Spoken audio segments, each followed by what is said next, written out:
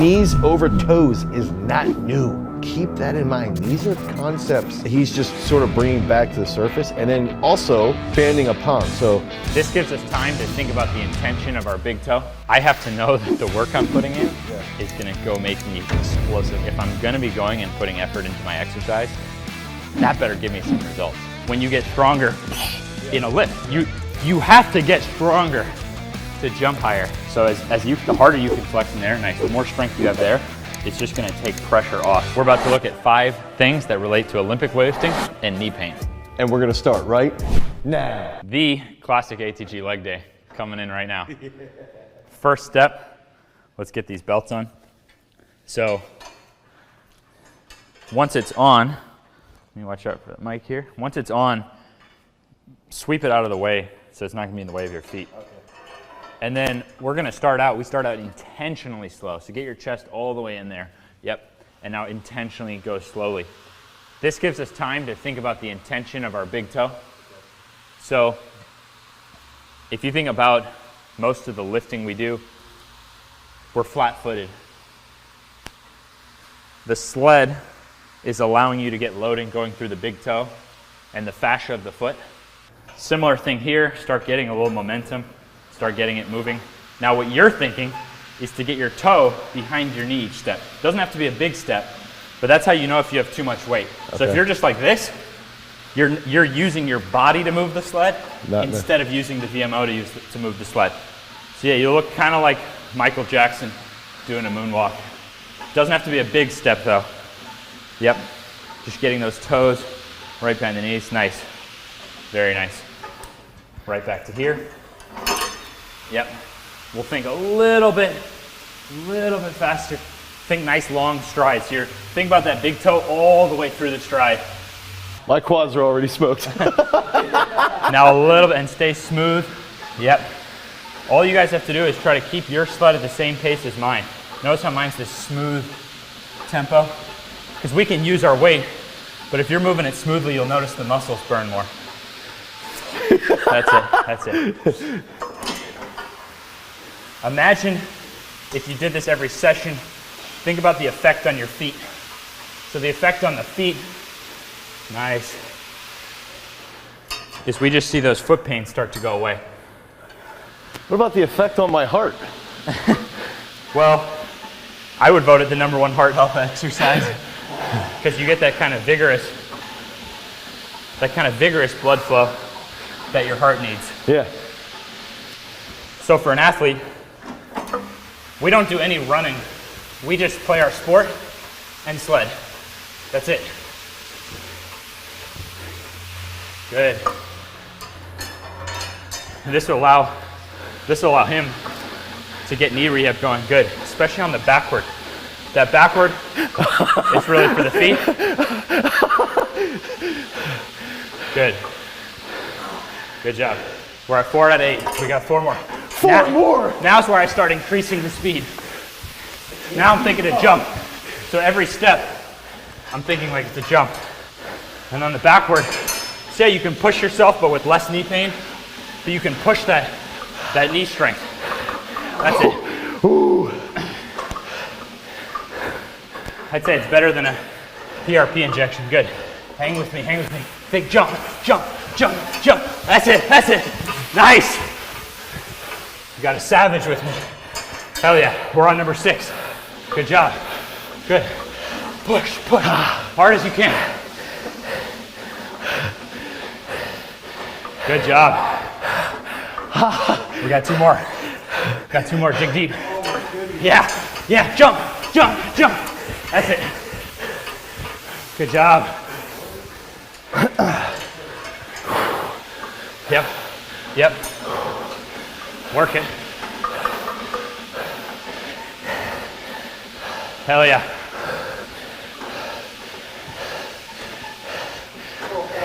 One more. One more. Last one. Last one. What do you got? What do you got?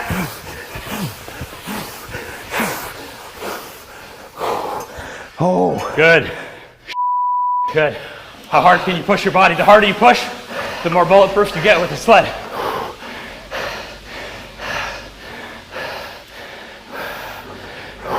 You can quite literally make your body age younger from sled training. Recap, you've seen it online. What's the sled like in real life? Horrible. It was very challenging, but not like technique wise. It was just pushing yourself, your heart rate goes up, quad pump. I wasn't ready. I was not ready. I have a plan to be stronger backwards than everybody I meet. Knee over toes guy, you're not stronger than me backwards.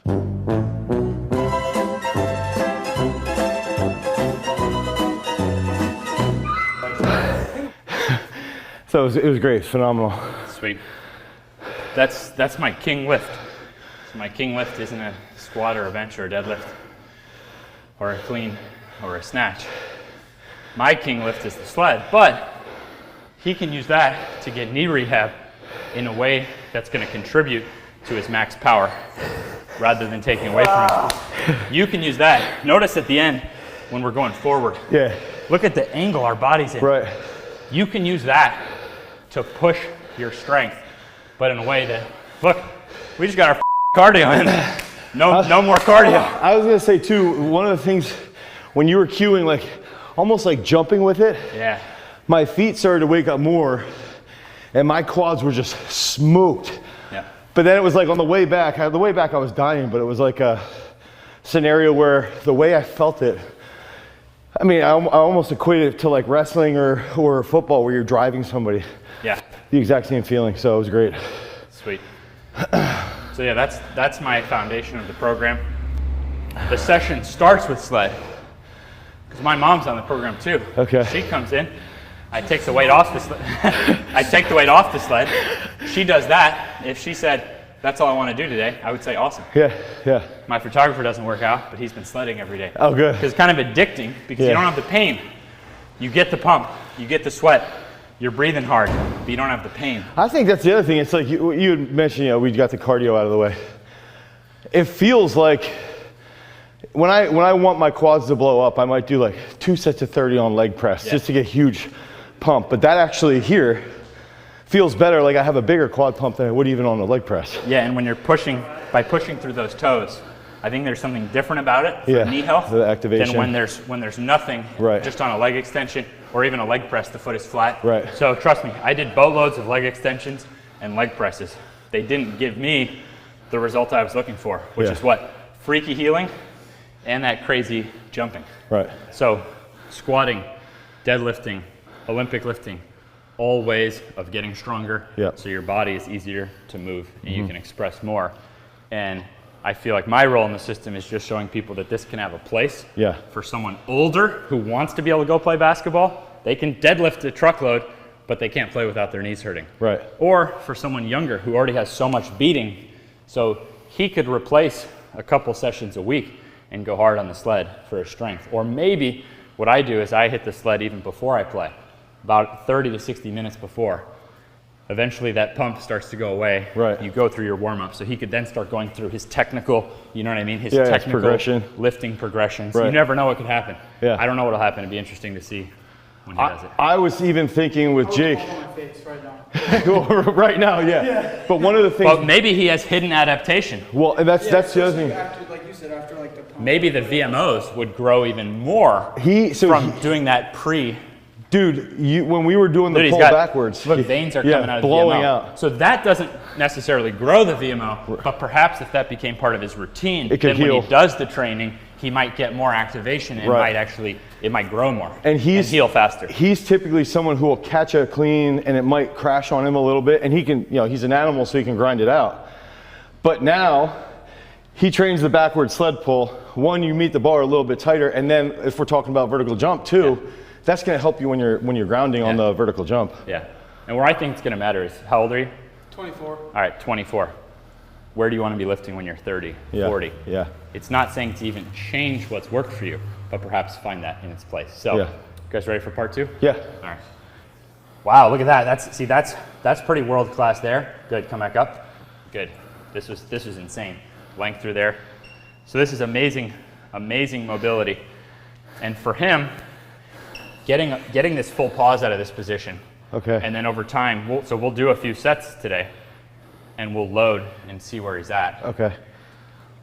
Good job. So I think this is a great time to train that paused position because Olympic weightlifting is your sport. Yeah. You don't necessarily want to be training in confusing intentions for your sport. So this is kind of nice that you could treat this as accessory work to your Olympic lifting. And would you pause. Do you think that this would be better as a warm-up or as an actual accessory for weightlifting?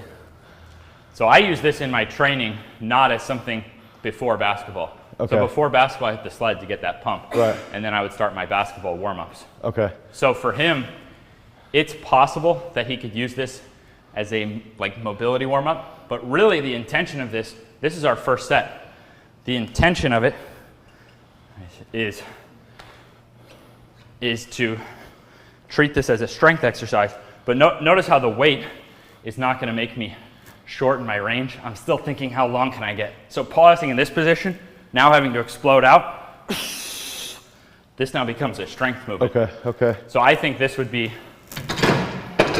because you have that eccentric load, I think this would be more fatiguing for his Olympic lifting. So I would either do it on its own day, okay, or after his main lifts. So this could be as like accessory, meaning he could get extra work on that push out of the hole. Okay. And if you notice the angle, we're not going straight down. It's forward. Diagonal. What Yeah. that means is that you actually get a lot of load in this position. So when you're holding weight too in this position, but notice when I come out of it, think Olympic weightlifting. Olympic weightlifting, you'd have to shoot up. With this, we're going out. So every inch out, it gets easier, meaning proportionally, it's really loaded in that deep position. Oh, your knee hurts?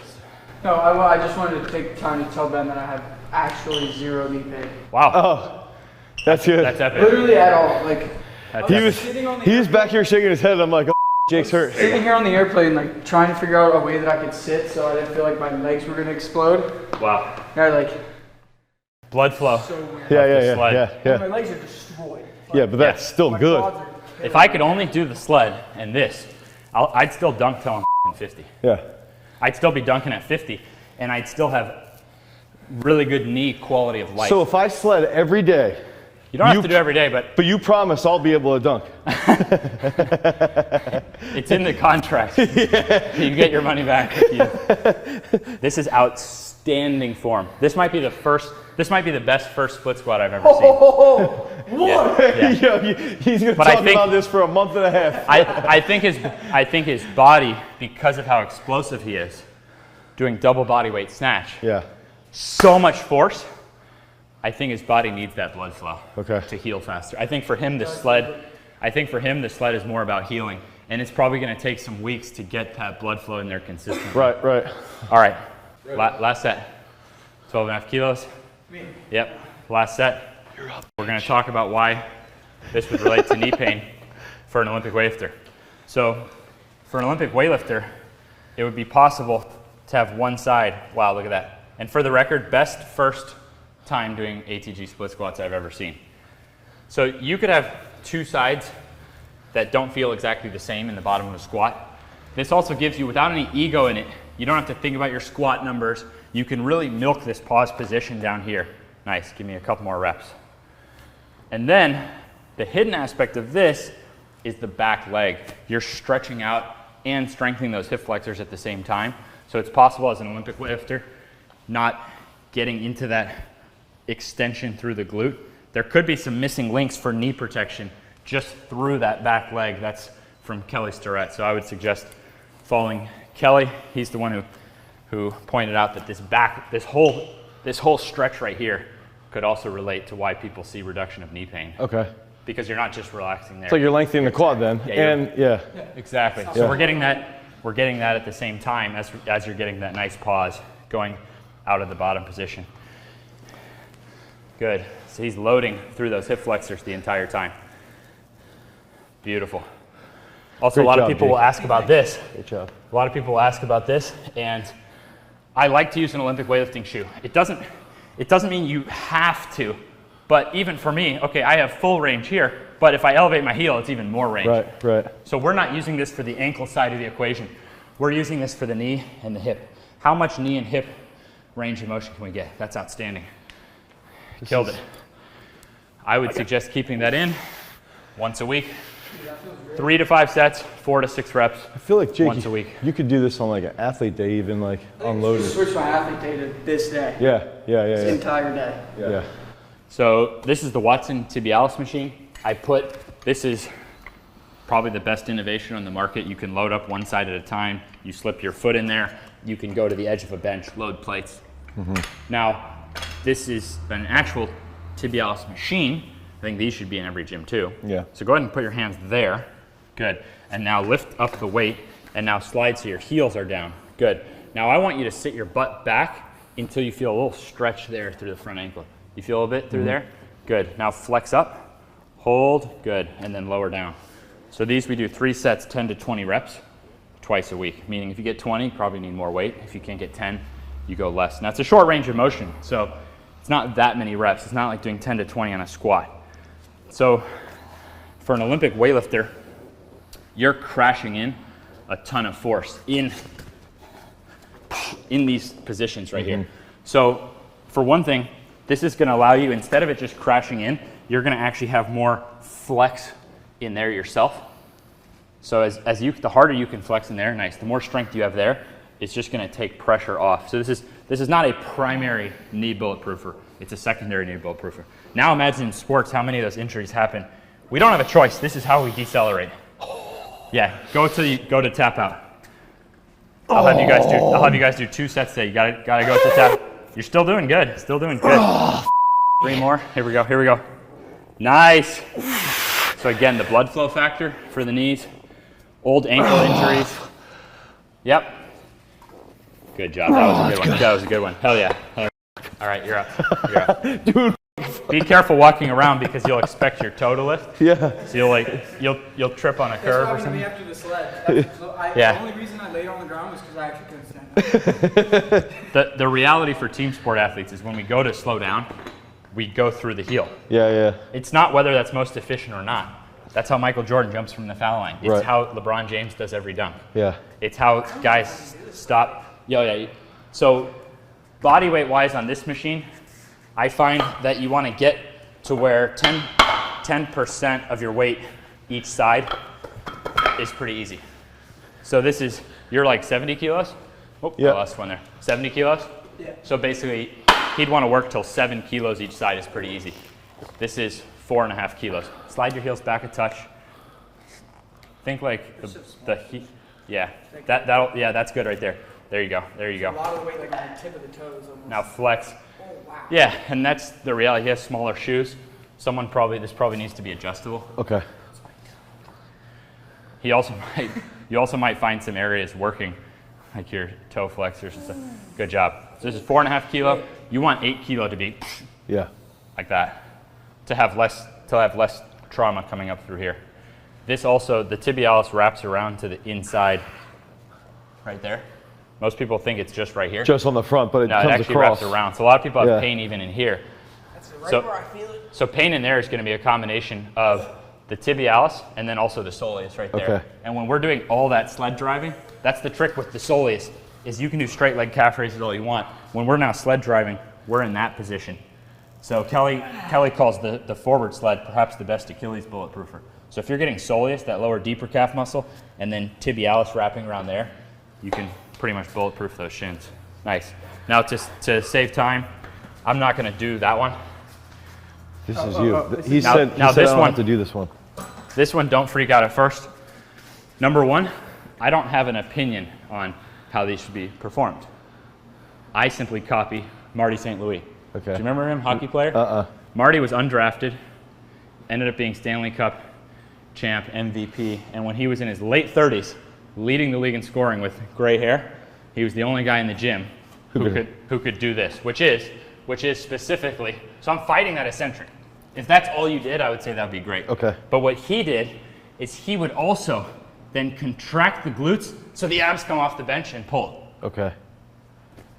Imagine if the hip goes off first. You can cheat it up. That's like As an Nicholas Olympic would do. weightlifter, I consider this in the Olympic weightlifting family because you're having to learn how to explode through the glute and then pull. Yeah, it's like It's explosive knee flexion, which, Yeah. I mean, that also will help. That's throw neural the, drive. Yeah. That's neural drive. Then this is structural. Yeah. Structure. So I think as well, thickening up these tendons on the way down, I think is really helpful for Olympic And it'll weightlifting. help like put the brakes on with, like, if you co-contract with your quads, your hamstrings when you're catching it clean. Exactly. So, Yeah. so what Yeah, we yeah. know for sure is that fighting down on Nordics, good idea. Yeah. Doesn't seem like a good idea to be weak at your knee being pried out. Right. You want to be strong at your knee being pried out. However, I find people makes better results when they learn how to tap into it. But I'll have him go first. Yes. Because then for yours, I'm going to elevate the bench a little, Okay. and you're going to see it's the same drill. Okay. So, So you want me to go slide in down there. slow like you did? Yeah, because that's the most important part. So going down slow is the most important. Press your toes, press your toes. Yeah. No, yeah, you had it right. Exactly. So you actually want to engage and press into the foot plate. Okay. Pushing that foot plate That's more. it. Outstanding. Now from here, grab your shorts. It's a good way to learn it because you can't like cheat. Now you're gonna contract your glutes and then pull. Come yeah, on, yeah, Jake. yeah. Think like a snatch at the top. Get There it is. it. Good. Good. Now what he did right there. Grabbed in my lat. Probably from grabbing like that. Yeah. Well, random cramp. I've never seen a lat cramp on this before, but, that took me 2.5 years. Yeah. So I was measurably crap How's in all this this stuff. And doing hamstring curls is fine. Thursday this week I'll do hamstring curls. Monday was Nordics. Okay. So hamstring curls are fine. Notice this position right here. This is nothing. There's no difficulty. A hamstring curl, there's a lot of difficulty at the top. So the hamstring curl is great for foundation, but this is great for getting freaky athletic and bulletproof. Why don't you try a few more? So the way down, structural to thicken up behind the knee. Outstanding. Nice. Now full break, and then it's neural drive through the glutes. Outstanding. I mean, he's elite, but you could already guess that based on his numbers. I'm so scared to do Nor this. does it mean this is the only way to get strong hamstrings. But imagine when I started, I was dropping like a sack of potatoes. Yeah. And I couldn't do the Marty St. Louis on the way up. Right. So this gives someone some measurement, not just, oh, I did 100 pounds on the hamstring curl, I'm strong. Check another one. Yeah, why don't you do one more? 3 sets, 3 to 5 reps works well. And then I'm going to elevate this up for you. Okay. You'll see you can do it. Good. Give me one more. Give me one more. Come on. Yeah, nice. Very nice. Oh man. I'm so scared. Let me show one last thing on this, and then we'll do yours. Okay. Super fast. Rather than thinking, oh, should I add weight or this or that, what I'm trying to do is see how I'm trying to just dominate that. And that almost leads everything up. Rather than there and then like Yeah, going like that with yeah. a bunch of weight. When Marty does it, it's almost, this stays this In angle. line with the hip and the knee all together. So and same with the way down. The way down is going to be hard. Even for him on the video, you can see him, it's working him down. Right. So rather than shoot for the moon, I got to get something.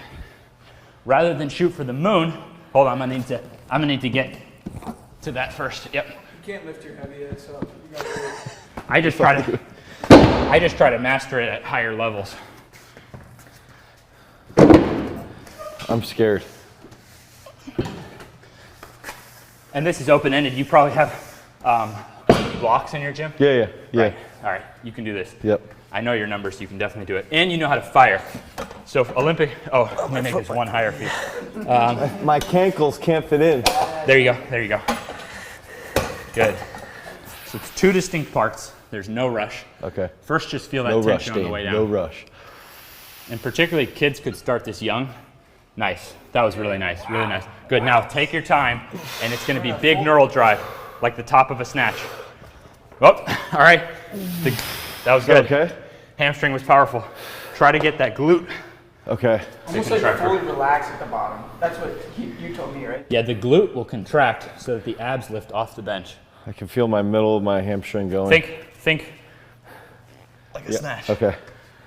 And just keep My it. 10-year-old son can do these. I better be able to do them.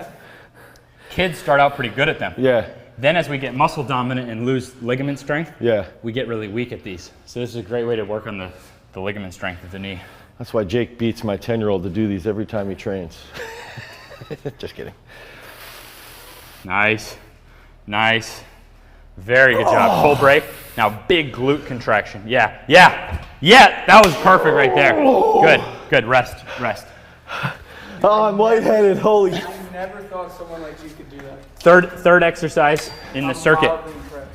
So with this machine, we flex the ankle. Yeah. With the Nordic, we flex the knee. Now we're flexing the hip. The cable gives me measurable load. Our baseline standard is 20 reps with half body weight. Okay. And then freaks want to go more than that. So I now have for the hip flexor, and I will show you this. This company makes something you can attach a dumbbell to your foot, the monkey foot. Yeah. So the monkey foot is really cool. This is what we did before the monkey foot existed.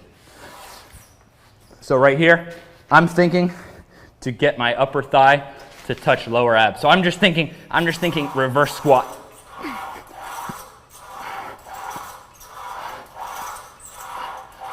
We could do this Similar to the back one. tibialis, you want to take these puppies to tap out. So it's not a drill, it's a measurable strength progression. Now notice you could go all the way down, or you could catch it right there. Okay. I find it's a little tougher if I catch it, stay in this zone. It's like constant tension. Yeah, but it doesn't really matter. Just drive until you can't get your knees up. Okay.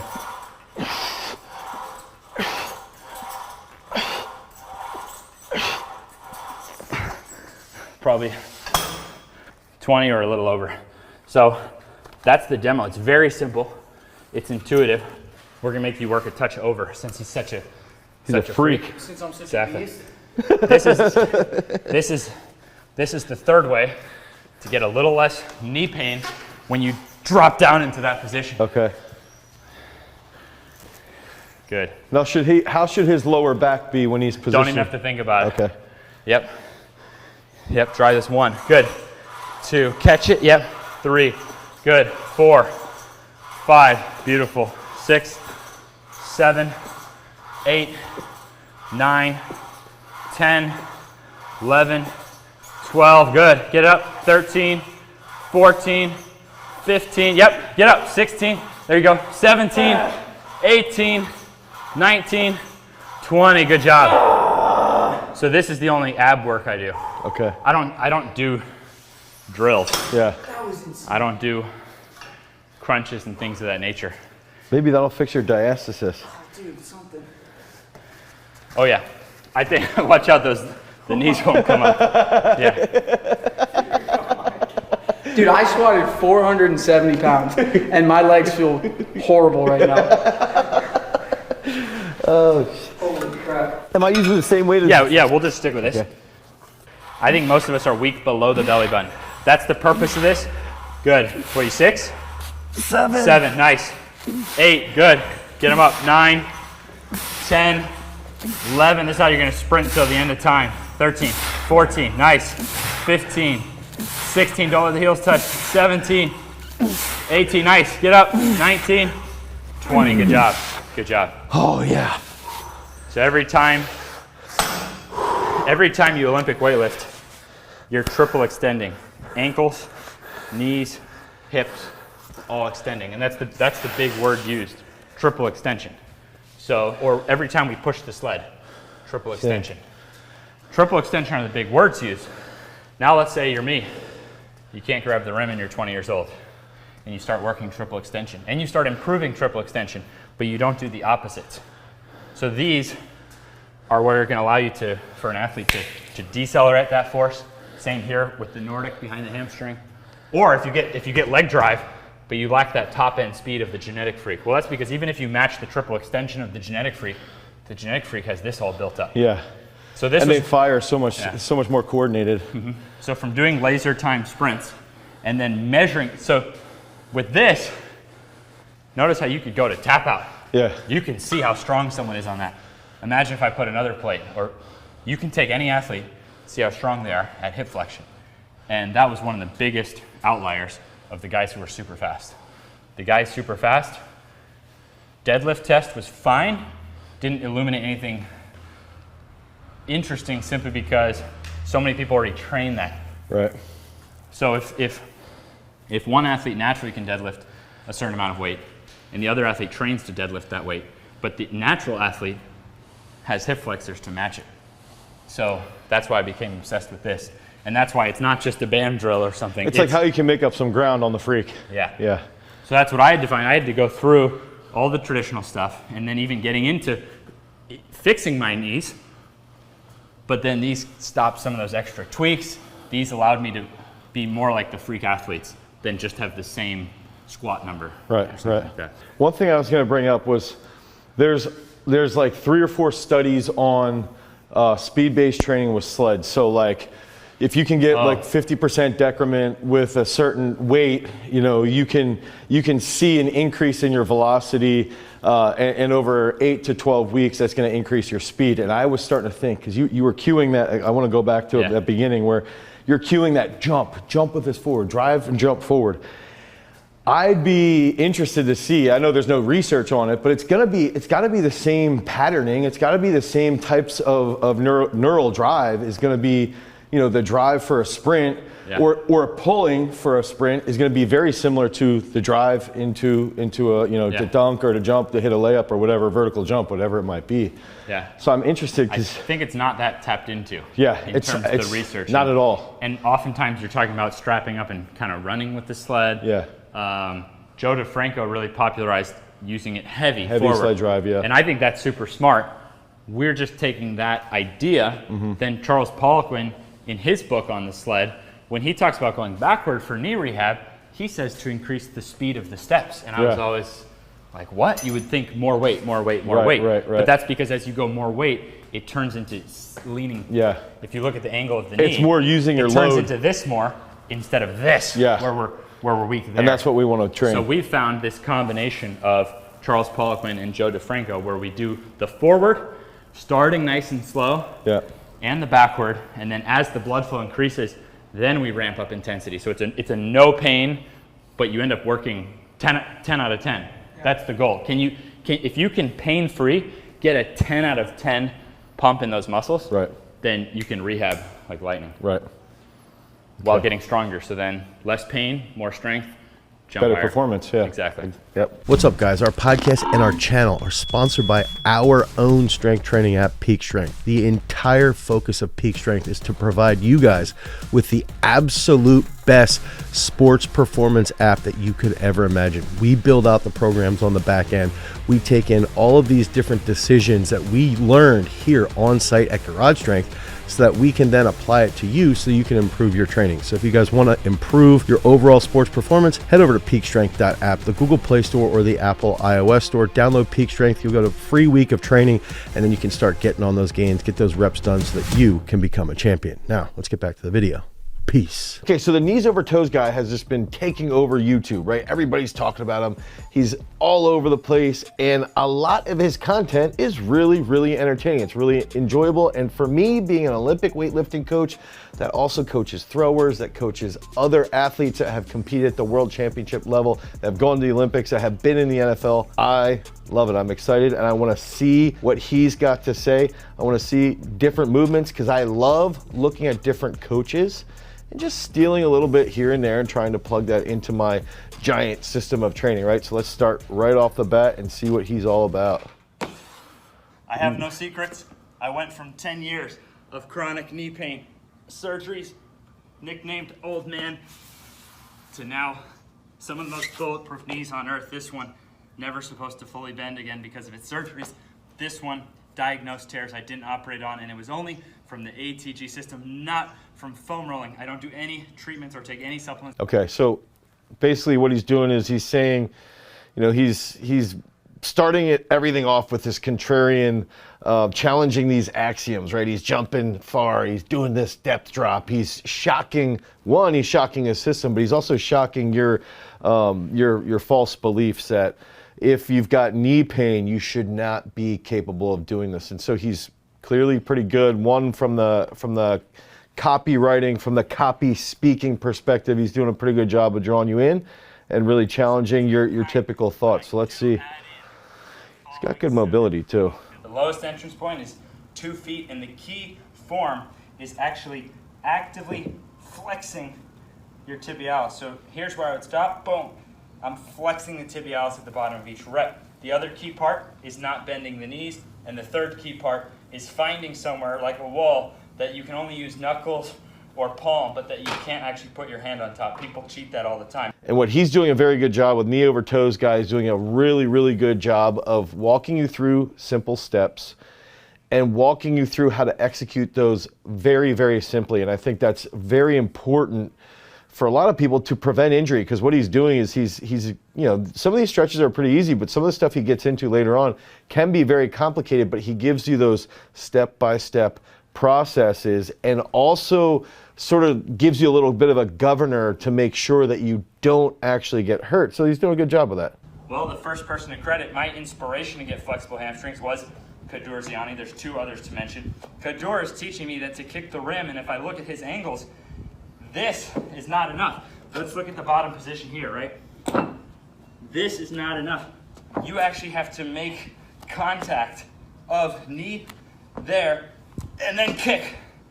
Very tough and requires more range. So for someone needing to progress to more range, I do think that would border into more extreme activities, probably. I think I want to just, one of the things that I really like here, especially with lengthening those hamstrings, is like a really easy model, an easy motto that I like to utilize is lengthening is strengthening. And so there's various fitness influencers or strength influencers, and some people will say, dude, just go to 90 degrees. A lot of power lifters will say, don't let your knees track forward. And in the realm of sports performance is if you can think about lengthening as strengthening. And so full range of motion movements in specific joints can be very, very advantageous, one, to your health, but also to improving your strength, which in turn should lead to that spike in your sports performance, because it's going to lead to a little bit more stable joints. So I really like what he's talking about. I agree with him, and it's fun. Now, the person who taught me the Jefferson curl and who taught me that it was okay to round the back was Jeff Wolf at the Flexible.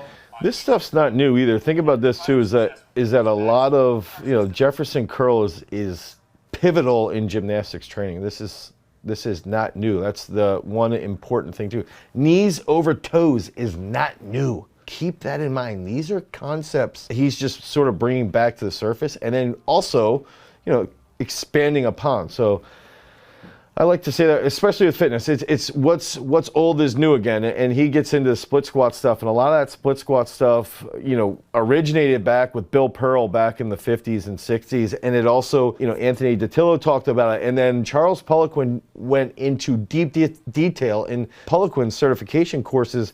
A lot of that work was based around teaching the split squat or teaching the deficit split squat and how that could help with various joints. And so he's doing a good job of just sort of bringing back the standard knowledge, standard information, and challenging a lot of current trends.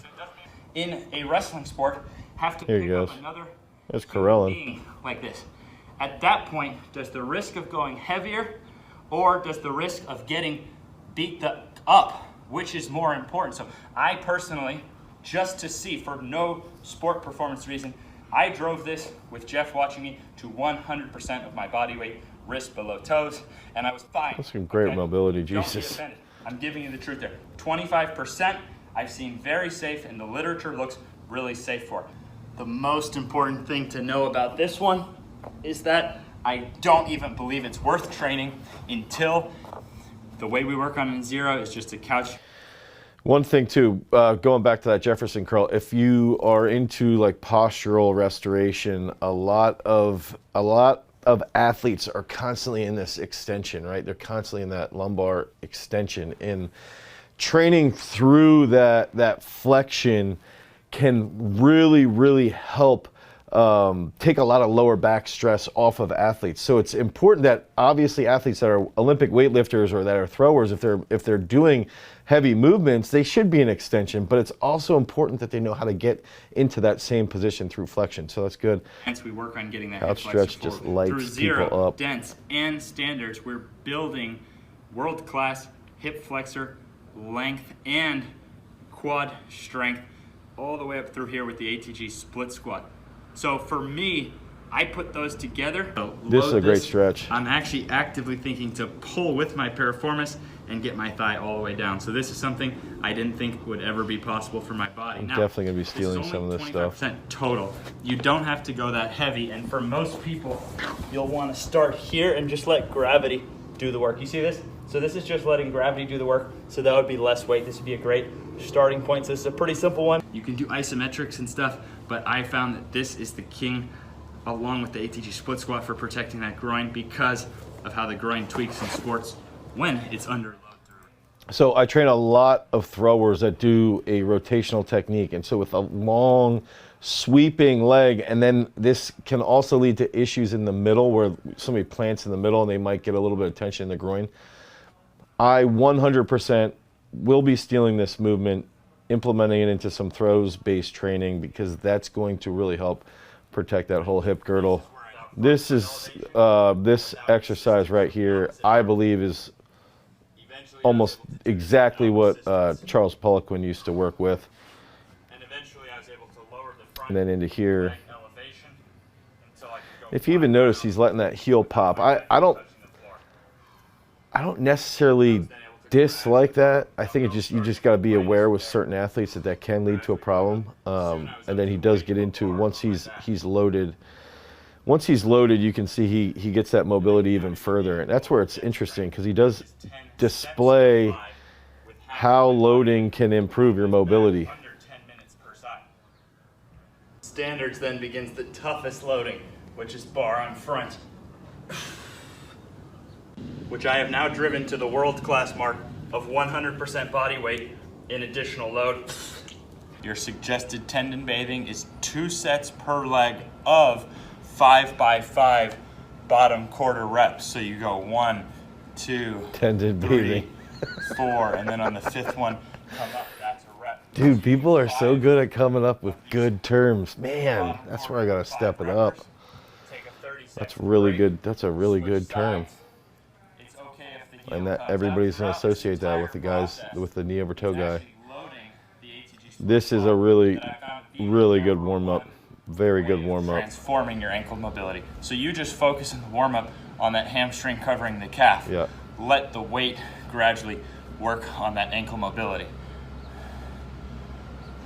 After your 2 sets of 5x5 with 30-second breaks, we have 12 levels of measurable loading. The only optional level is the first level of body weight only, but don't discount this because there's different. Again, he's doing a really great job of walking people through these progressions. They might be a little too in-depth at times, but it's really exactly what a lot of people need. And for me as a creator on YouTube, it's also like, dude, this is stuff that I want to start to do a little bit better job with these progressions on various exercises. The best athletes I've ever trained can do 100% of body weight, perfect form, 6 reps. I can only do about 80% of my body weight. So that's the beauty of the standards program as a whole, is that you can calculate for your entire body, where do you still have room to grow? So as great of a transformation as I've made, I still have room to grow. And guess what? This same path, my mom just has to maintain body weight in this movement, and that gives her elite longevity. So anyone can do 0, anyone. Go on, he's talking about some of the athletes he's worked with. One of the biggest things that we've seen, especially even with Olympic weightlifters here at Garage Strength, is single leg squats. So we call them single leg squats with the rear leg elevated, and utilizing the tendon bathing stuff as a means to warming up. And I've seen, football players, Olympic weightlifters who tend to be bilateral all the time, really reap a lot of rewards from those single leg squats, even when we load them pretty heavy. We've had, high school athletes single leg squat close to 400 pounds for reps. And I think that one of the biggest things we see is how well that targets the posterior chain. Now we throw in this as a means of warming up or prepping for a heavy single leg session. That stuff ends up carrying over really well to the sports performance realm. Well, basically every step, if you were to look at this in slow-mo, we're actually getting strong in that pattern. I'll catch up, keep going, of your knee over your toe. This was actually one thing I wanted to bring up beforehand was I've never understood the knee over toes tracking. Like, you don't want your knees to track forward past your toes. I've never understood that because actually even where I pause this right here, you can see Mark Bell in the background. When you walk down the steps, your knees go past your toes. Like That's how human beings move. You go up a hill, down a hill, no matter what, your knee's going past your toes. So to shy away from that has always just been this thing, like, especially, you know, fortunately in Olympic weightlifting, it's always been a joke, right? People have laughed that people still coach this, but now it's cool because he's doing a good job outside of the weightlifting realm to try and bring, you know, all these people together. Like, look, this is not that, it's not that good that we still teach don't let your knees track forward, because that can lead to really bad back pain. That can lead to really stiff ankles. That can lead to really stiff hips. And he's doing a really good job right now of addressing all this. Of the sport, the more intensely you would want to go, but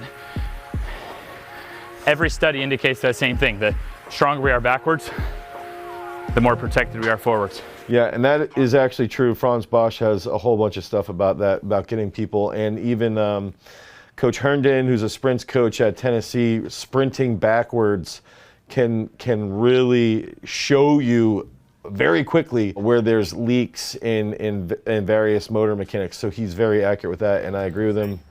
Good job there. A little fist bump.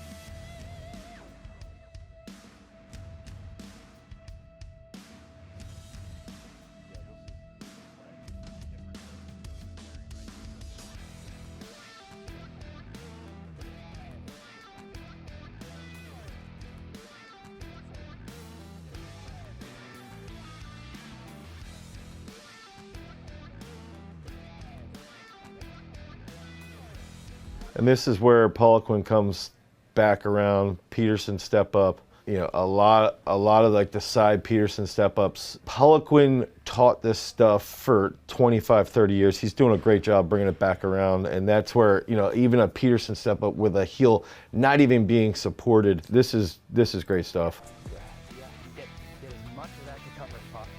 This is the base of the calf. I want the hamstring to touch this, but you may have to lift the heel. Okay, and then go back up. Yeah. And just use that left arm there. Good, good. Yep. Let that heel come on. It's good. Yep. Press that heel. Come up a little more as you go down. Lift the heel. Yeah, there you go. Crush my finger. Break it. Okay, good. Good job. Okay, right. Dude, here's another thing. This dude loves this stuff.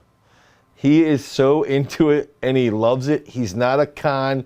You know, he's not trying to go out and just chill with Mark Bell because he's popular and he's got a lot of followers and he's, you know, very successful business person. And maybe he's got some business arrangement. I don't know. But one thing is, watching him instruct, he is into it. And that's like this genuine, he's got a genuine feel, and that's important. When you get that genuine feel from somebody, even through, you know, through a camera, through a computer screen, that's pretty impressive. It's under stretch, so it's lengthening. It's not really open. Lengthening is strengthening. Knee over toes guy, don't steal that from me. Lengthening is strengthening. It's length. Then this starts now loading in. And you see how it's starting to get that heel flat. Okay. And this ankle has major sprains. Years after the sprains, it still was super stiff. This actually gave it the loading. Then we start loading to the bar on the back. Now, if you notice the posture, it allows you to concentrate on it. But then the end goal. Yeah, now think about a lot of these positions that he's shown. This is a lot of clean and jerkers used to clean this way back in the 50s. A lot of snatchers used to snatch with the split jerk. This is stuff that bodybuilders, Bill Pearl was talking about this stuff 50, 60, 70 years ago. So this is really, really good. It's sound information that's coming back around because it works, right? And that's important. It's not just some fad. This is stuff that a lot of people have been doing for a while. That's good job. The old sissy squat.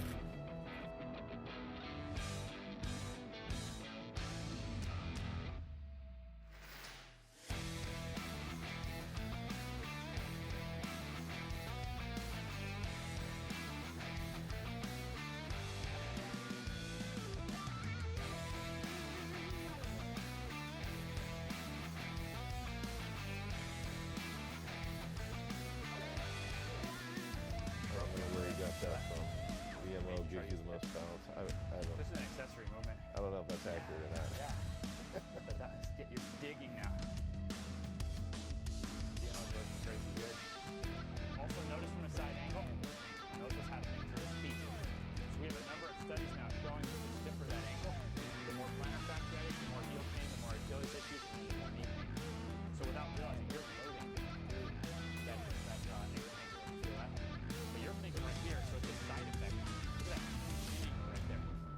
You ever watch your Barry Sanders running? You ever watch? I actually was just going to say it, and I have never seen this video at this point. That shin angle is the shin angle behind acceleration, and that's what makes football players so fast, and that's what their game is. Their game is all about deceleration, acceleration, deceleration, acceleration, and that's where this stuff goes a long way because it's going to help athletes that have to cut a lot. It's going to help with linebackers. So here's why this is important. It just frickin' gets right behind the knee. Right. And the Nordic tends to be something we just either, oh, you do it, or we just like stop doing it. And the glute ham is dope, but the glute ham is more still on the upper. It's good, but it doesn't, it doesn't. Yeah, this is good. This Nordic hamstring curls, I think they're the, this is where I tend to disagree with someone like Franz Bosch actually, because he's like, well, the hamstring is in an isometric state when sprinting, and I don't buy it because I've had so many top-end athletes that when we hammer a movement like the Nordic hamstrings, we can see their 40 drop drastically. They almost have no hamstring pulls. That's how we got some of our high school guys that are running 4.5s, 4.6s. They're 4 or 5 star running backs in some of the best recruits in the country from doing. We call these hamstring pulls, but the Nordic hamstring curl, and it's going to be lengthening, and then you're going to be going back through after that long eccentric. You're going to come back into that concentric motion. So I love this. I believe that this is one of the best ways to increase speed and to strengthen an athlete's hamstrings. If we stay with, if this is our knee rehab, I'm sorry, it's just not. You know what I'm talking about? The whole. Functional. It's so right. Oh, so that's good. Bodybuilding, powerlifting applied to now bulletproofing. My whole recap, dude, and I only saw like the first 3 to 5 minutes of this video that we just reacted to. Right. I really like the knee over toes guy. I think he's bringing up a lot of stuff that has used to be extremely popular. He's done a good job sort of bringing back a lot of knowledge from Charles Poliquin, and that's a guy that I spent a decent amount of time with. After I was with Anatoly Bondarchuk, and it's, he's bringing a lot of that stuff back up to the surface. He's doing a good job of demonstrating those progressions, and he's also just doing a good job of telling people like, hey, this is important stuff. There's a lot of science behind it, and you need to start to think outside the box or outside your own prescribed box and realize that there's a lot of information out there that you haven't been taught. One of the biggest things I've already learned is how specific you are with technique and how regimented you are. Like personal experience, you picked this up from the airport, you drove us here, and the whole time we're driving here, it was, this is how we're gonna do this. This is a step-by-step process. And so you can sort of see just the way your mind works is very process-oriented. And then in turn, that leads to those regressions, based off of knees over toes. And I think that as a criticism that you might see, some people online will say, oh, well, he's hurting people's knees or whatever. But in reality, what I think is happening is you're dumbing it down to so that every single person can do this. And I guess, how did you stumble upon that? What really sparked you to get to that point? The blessing was being a athlete and being stubborn and thinking I'd somehow be able to dunk a basketball. Yeah. My own dad he told me just recently, he never thought I would actually dunk a basketball. He never told me that, but that blew his mind that I actually did it. So something occurred there, and I've been trying to look at everything that was contributing to the change, what wasn't, turning that into a simple system. I like really simple programming. Everything we described today, pretty dang simple. The whole workout was simple. It had 3 parts, simple sets and reps. But you understand what it takes to be athletic. You can't cheat the physiology. So to get those changes to occur, we have to put in stimulus and adapt from that. And so that's why I like really simple programming So, all right, we did the sled. That's going to take time to adapt. We didn't just do it and go through the motions. It was the most important thing in the workout was how we did that. We went to a 10 out of 10. That's going to cause some adaptation. Then the next part, every single rep, the focus. Then even the next part, we're going to tap out on our accessory exercises. Most people have never taken that to tap out and that to tap out and that to tap out. So that was it. That was the session. It's a guarantee of physiological change. But just because I get excited about that, I'm having to learn how to teach that to anyone. That takes a lot of experience with different fragile body types. The best thing going for me is that my mom's 67, my dad's 64, and they both love doing the workouts. I think, yeah, and I think that what you had said there, it's like everything was purposeful. Like there was not just like push the sled, you know, we'll do 8 lengths and be done. It was like, no, push the sled with this manner, with this thought process. And it's almost, you know, coming from a throwing background and a weightlifting background where everything's so technical, you're taking a movement that's easy for anybody to learn. The sled's not challenging technique-wise. Number one movement for people in their 80s that they can dive in and get a good workout and then safely. Then you throw in your cues of how to purposefully execute that, and it's like the body wakes up, and when the body wakes up, you're creating an adaptation with a load that might just be literally the weight of a sled. Yeah. So I think that's, you know, that was like the first like aha moment for me where it was just like, wow, this is not, it's not that hard, but it is at the same time. I have to know that the work I'm putting in is going to go make me explosive on the basketball court and not have any pain on the, it's a thought process for me. If I'm going to be going and putting effort into my exercise, that better give me some results. Right. I think the other thing that I wanted to bring up too was we were sort of talking about this in regards to weightlifting and even to, you know, traditional sports performance, because a lot of people might look at this and say, all right, well, when am I going to fit this into, if I'm training football players, when can I fit this into training? If I'm training weightlifters, when am I going to fit this into training? And it's actually unique to me where it's like, it's sort of like a plug and play where the sled's not going to beat you up. And maybe correct me if I'm wrong, but I think you can use the ATG system as a supplement to whatever you're doing for your sports, but also, you know, some of the lessons and the principles that you taught just in the last 45 minutes to an hour, it's like, that could be its own system as well. And I think you're showing that even with your ability to dunk. So I do it as my own system. Yeah, exactly. But its purpose is to help every other system. Mm-hmm. That's the purpose of it. So just because, so what we did, that was my classic leg day. I can breeze through that in half an hour and keep making further gains. But someone else might spend a lot more time on training and have further training skills they need to build. I'm just going to go play basketball. Basketball is probably the most injurious knee sport where people are just going down right and left and have chronic pain. Right. So I had to figure out a system that what can I go do that's not going to burn me out for basketball.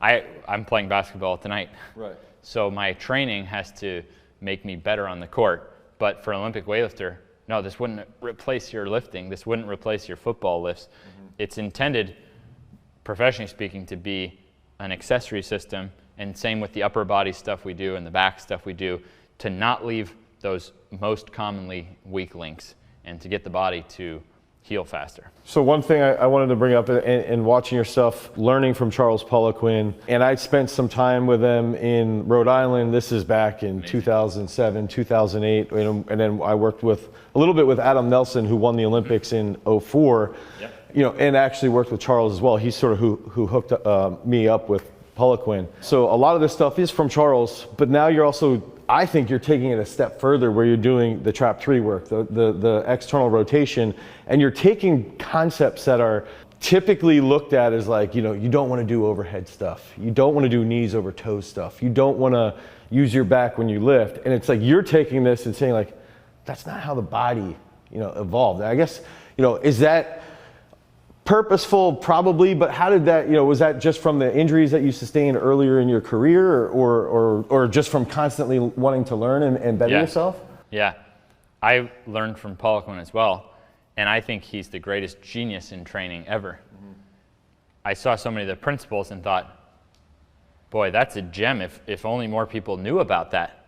So I've tried to make it as simple as possible. Someone called me Charles Poliquin for dummies. I was like, Thank you so much. Good. That's yeah. good. Yeah. Thank you so much. That was the goal. Yeah. While studying it from a vantage point of I'm about to go on the basketball court and trying to be a freak athlete. So I think the fact that I was still trying, I still am.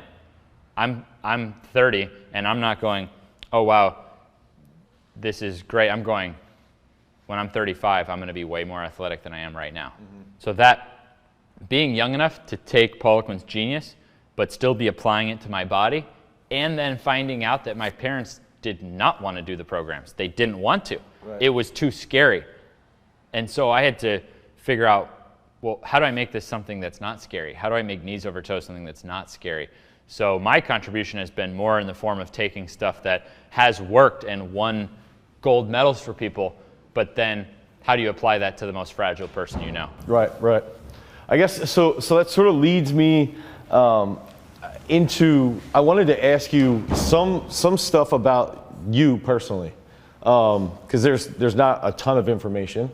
And again, just texting you and experiencing you as an individual, I think it projects on what the system is, and I think it's important that people actually know what type of individual you are, because they'll see how specific and particular you are in movement patterns. And I think so. I wanted to ask you some questions, if you don't mind.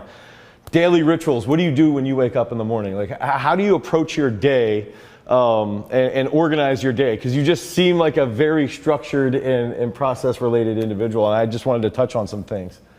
Wake up, shower, then I take my dog. Wherever I live, wherever I move around, I try to find the most beautiful walks I can take.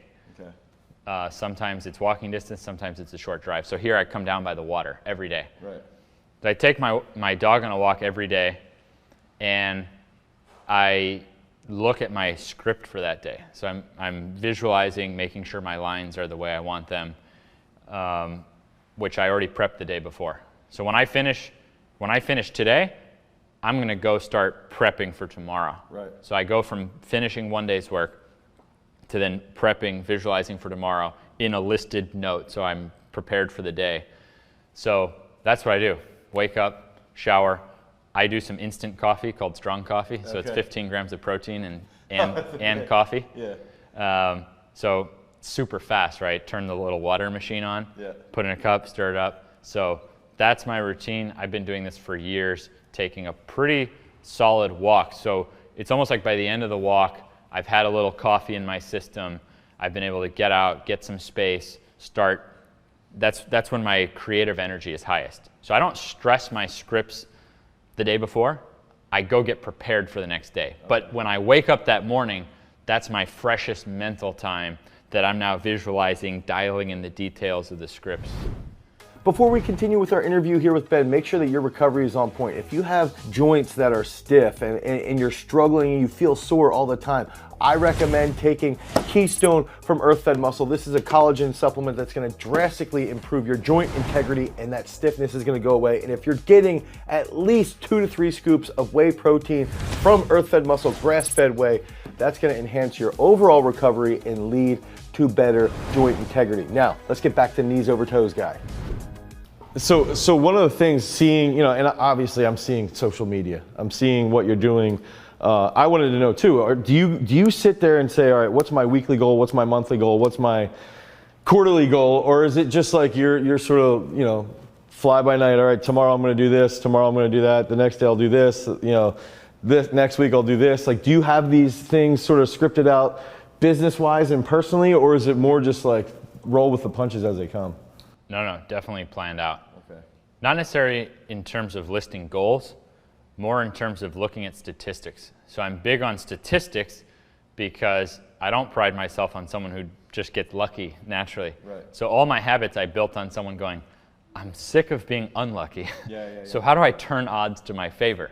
So that's a perfect example, is looking on YouTube going, boy, YouTube growth is struggling right now. Who is succeeding on YouTube? Who resonates with me that they're not doing stuff I consider unethical. They're not hating on anyone. They're trying to help people. And I looked and I found 2 different channels. hybrid calisthenics and Noel Diesel bodybuilder. Yeah. And I looked at what they're doing, and they're doing short videos. So on the biggest YouTube blow-ups last year in fitness were off TikTok videos put on YouTube. Right. That's just an example that I'm looking at stats and I'm going, well, I'm at least going to copy the stats of what are working for people. And that worked great for me. And I had that strategy in place, and now I'm doing great. Don't need anyone's help. Then Joe Rogan reaches out. So I find I get luckier when my stuff is in place, but it's process. I'm tracking the stats relentlessly. I'm planned out. I know who my visitors are. I know where I'm going, what I'm doing. I try to be as planned as I can be. What would you say is your main goal with all of this, with your growth on social media, your growth of the business, your individual growth? What is your main goal? Is it to, is it to reach as many people as possible? Is it to change as many lives as possible in a positive way? Leave a legacy. What is that maybe keeps you ticking? Like when you wake up in the morning, what is it that you're really striving for? Good question. So initially, it was something as simple as how much you can get out of a sled and trying to popularize that. Or my favorite exercise, the ATG split squat, which Charles Poliquin taught that it was originally came from Olympic weightlifting. Some people used to catch the bar like that. Right. So getting that awareness, that's part of it. Getting it correctly applied, I'm just barely starting. Right. So it would be nice to think that just because I have X amount of followers that the job is done, but getting some of these tools known, that's step one. Now getting it properly applied. So I wake up fired up every day to educate. That's my natural, I love coaching. I love educating. That's my passion is education, and fitness is my personal hobby. So I'm definitely not gonna be bored for a while. Anything I can do to get the stuff applied easier, because it's not always easy to apply. So that's a big job. So that's what keeps me fired up now. But what if that happens? What if all this stuff is known? Well, I'll need further goals. Right. I think you always have to have something that excites you to wake up for in the morning. And I list what that is for me. So I have this stuff, even if I'm feeling not so good, I go to my list of things that I'm appreciative for. And I know if I go look at that list, I'm going to go, damn, I feel pretty good. Like there's people that today had really sad, terrible happen. Right. Big goals aside, there's the appreciation side. Now, if I also have some big goal to go after, that's when I find I'm really happy. When I'm really appreciative for everything I've got, and when I have big goals I'm going after. I don't think it's setting small goals. So I think setting small goals can set yourself up for failure with long-term happiness, even though it seems easier now. But I get what they're going for, which is being appreciative of what you have. So no matter how big my goals are, I was super happy before I made the knees over toes guy page.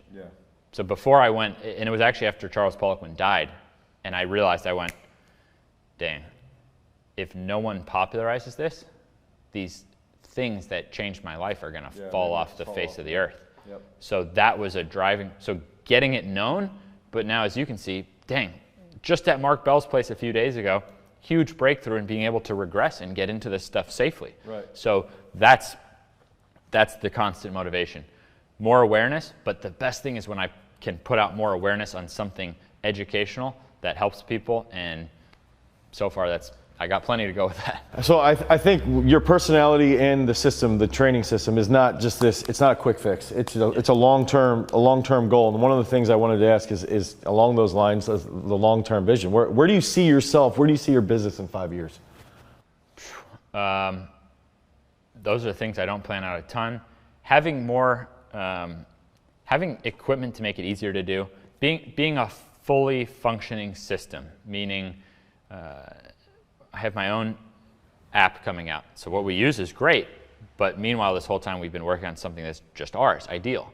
So having my own app to make it maximally user-friendly, having the best coaching certification so that coaches who want to get certified in ATG, which tons are doing, that they have the best possible experience and that they know the system just as well as I do, have the same reality, and then having equipment that saves people money, makes it easier to do the program.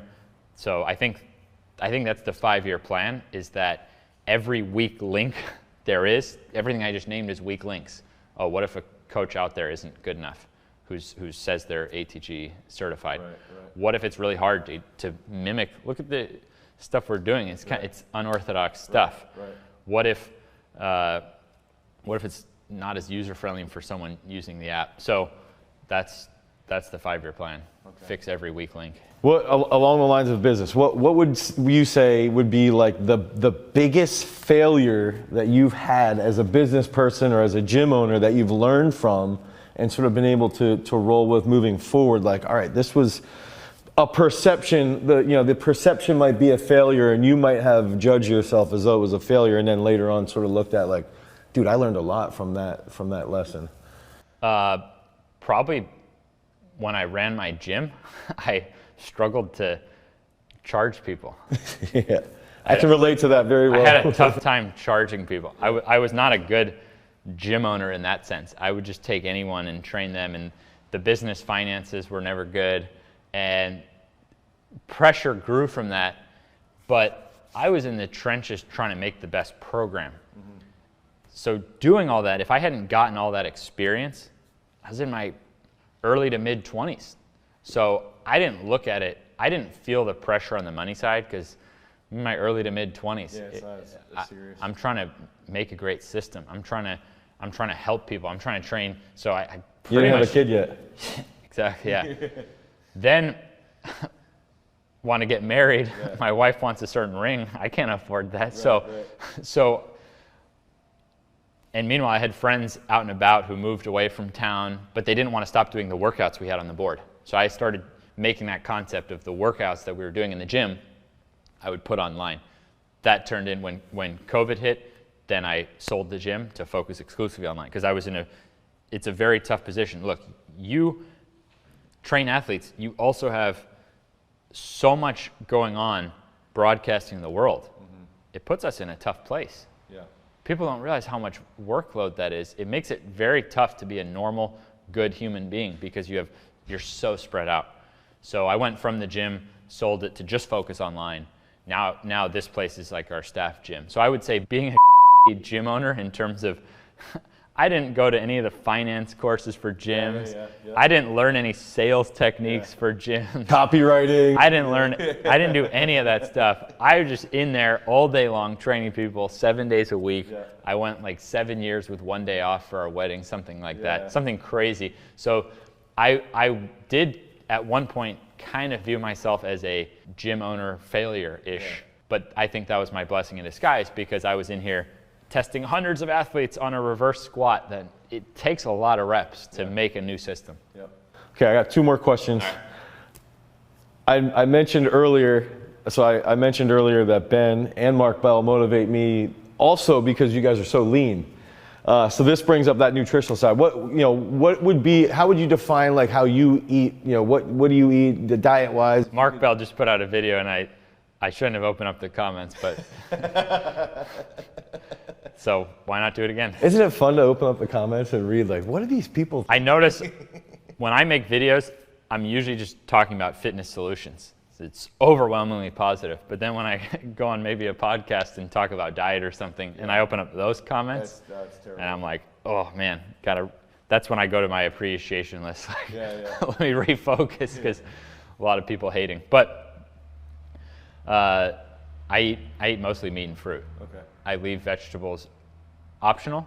I guess my problem with vegetables is if so many of them don't really have calories.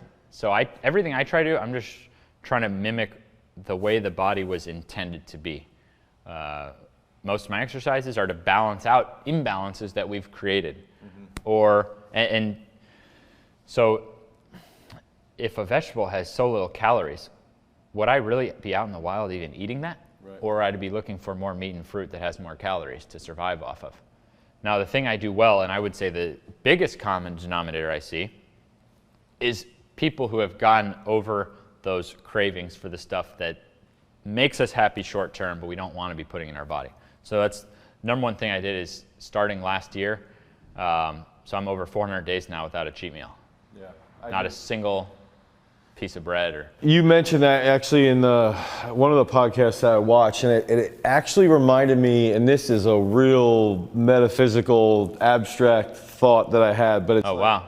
You know, watching, so Ben mentioned, you know, you went 400 days without a cheat meal, and then I think you basically are sort of unplugged from entertainment for the most part. Yeah, I haven't done any sports, games, movies, Netflix, TV show. I decided to go no entertainment, and that's another topic. I use technology. Right. I study technology, but Yeah. the stuff the foods and the entertainment that aren't getting me closer to my goal. It's that Right. simple. Well, and I think so for me, it's like, it reminded me of you're almost keeping your life as simple as you can, as to control it as simply as you can, and so that you're not consuming an absurd amount of entertainment, you're not consuming a ton of crazy foods or whatever. But it reminded me of and you'd mentioned like almost studying children and how they move and getting back to our movement patterns could emulate them to a point. Yeah. And you sort of went through that, and it's like, everything is so simple in your system, and everything is so simple in your life and stuff like that. But at the same time, it's so complicated because we have so many different distractions. But you've sort of mastered this method of living and putting out to the world content and existence in its simplest form. And I think that was, just when you brought up that entertainment aspect, it's something that triggered me, where it's like, I did want to bring that up to you because it's so evident in what you're doing. And I think that's something that a lot of people are missing, but a lot of people also are getting. The last thing I would say for someone on that, just the last sentence or two, is that I do think someone can find themselves a balance. My kid's 1 year old, I'm not missing anything. Right. Now you have 3, 6, 10-year-old kids. So if it's after a sports game on the weekend and they want to go get ice cream, I feel like someone can find a balance. Yeah. So what I'm going to be aiming to do is Monday through Friday, live the simplest, natural life I can. Mm-hmm. Then on the weekend, if they want to watch a movie with Daddy at night, or I think that's cool. Yeah, that's a good I think that's cool. experience. So I think it could be, so again, is it getting me closer or further from my goals? Well, what are my goals? Right. So if my goals are to spend more time with my family and the kids want to do something, I'm not going to be.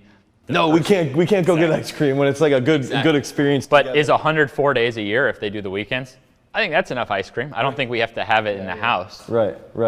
I actually think that's a good point, where it's like it's taking your goals and it's essentially establishing what those goals are going to be, and then just walking backwards. And to relate to that, it's like right now the Olympics are going on, and I said we don't have a TV in our house. We heat the house with a wood stove. It's sort of the old school way of living, but it's like, the way we did it was like, all right, we got an Amazon TV, and we're like, all right, during the Olympics, we can watch as much Olympics. It's probably super fun, right? And it's like the kids are sitting there like, oh my gosh, we get to watch, I feel like if you can have, I think the trick is to be able to have or not have it. Yeah. And I think where it gets problematic is if you, for example, what if I couldn't go have an ice cream cone without going on some downward spiral? Right. That wouldn't be too healthy either. Yeah. What if I was then all of a sudden binging on stuff? So I think the trick is that it's under your control. Right. And I used to be addicted to TV shows at night,